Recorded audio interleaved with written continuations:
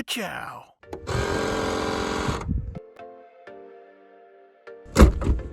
Start by removing the two little plastic covers on either side of the trunk latch. I used a trim tool, but you can use a flathead screwdriver if you're gentle. Then remove the Allen head screws. These were 3/32 for me. Next, you'll want to release the trunk trim panel from the trunk lid.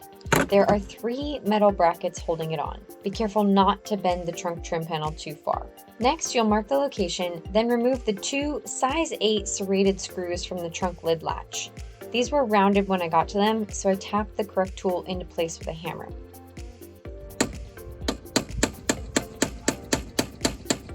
I didn't have the correct bit driver, so I just used an adjustable wrench to break these loose. Undo the connector. Replace the new trunk latch in reverse order, starting with the connector and the size 8 serrated screws.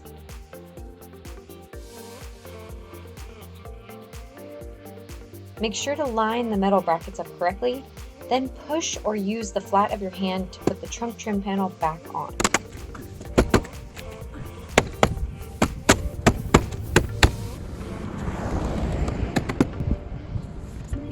Replace the 2 Allen screws and the 2 trim covers for those screws.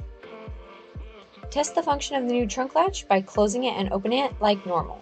Make sure the alignment is also correct. Thank you so much for watching. I offer in-person and virtual consulting and education. So if you want help completing this job yourself, feel free to reach out using the details in the description. Please remember to like, comment, and subscribe so we can help other people find this video. You can find other helpful tips and tricks on my Instagram, Facebook, TikTok, and LinkedIn at Girlie Garage.